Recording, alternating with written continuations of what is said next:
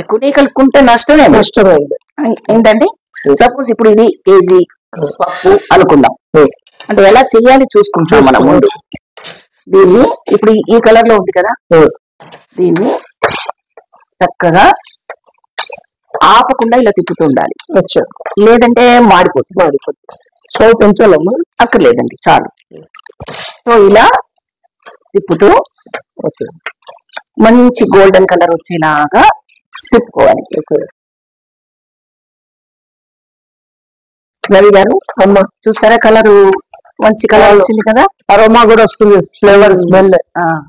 ఈ కలర్ వచ్చిన తర్వాత చక్కగా ఇప్పుడు ఆఫ్ చేసేద్దాం స్టవ్.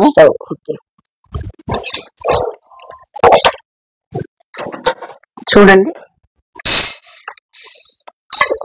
అంటే ఇది నేను మీకు జస్ట్ చూపించడానికి క్వాంటిటీ కొద్దిగా పెట్టాను ఇందులో. అంటే కేజీ ఇలా వేయించాలి, కేజీ ఇలా వేయించుకోవాలన్నమాట. సో ఇలా వేయించిన దాన్ని ఇలా పౌడర్ చేయాలి. ఇది దాని పౌడర్, ఇది ఇదే కదా పౌడర్. ఓకే, ఇప్పుడు ఈ బెల్లము, షుగరు, ఇలాచి పౌడరు, ఇంకా మనం ఇందాక చెప్పుకోలేదు, ఇది పచ్చకర్పూరం అండి. ఇది దీని ఫ్లేవర్ చాలా బాగుంటుంది. స్మెల్ చూస్తే మనకి హెడేక్ తగ్గుతుంది, టెన్షన్ తగ్గుతుంది. కర్పూరం అంటే అది దేవుడికి కాలుస్తారు? కాదండి, తినేది. ఇది ఓన్లీ స్వీట్స్ లో వేస్తారు.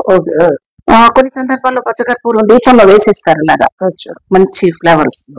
ఈ ఫుడ్ లో తింటే మంచిది అనమాట, అంటే జీర్ణానికి మంచిది. సో ఇది కూడా ఇంత జస్ట్ ఈ పిండి మొత్తానికి ఇంత సరిపోతుంది, ఇంకా తగ్గించుకున్నా నో ప్రాబ్లం. సో ఇప్పుడు మనం ఏం చేస్తున్నాం, మిక్సీలో ఈ పౌడరు, బెల్లము, షుగరు, ఇలాచీ పౌడరు అండ్ పచ్చకర్పూరం అన్ని కలిపి మళ్ళీ మిక్స్ చేస్తాం. సో మిక్స్ చేసుకుని వద్దాం ఇప్పుడు.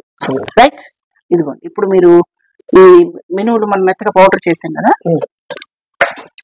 అది అలాగే షుగరు,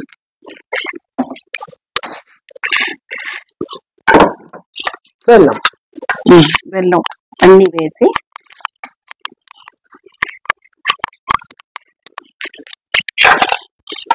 ఇలాచి పౌడర్ అనుకోండి,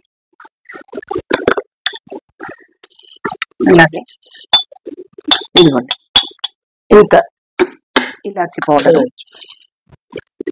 పచ్చకర్పూరం తీసుకోండి. ఫస్ట్ టైం వింటున్నామా పచ్చకర్పూరం? ఇదిగోండి ఇలా వేసేసి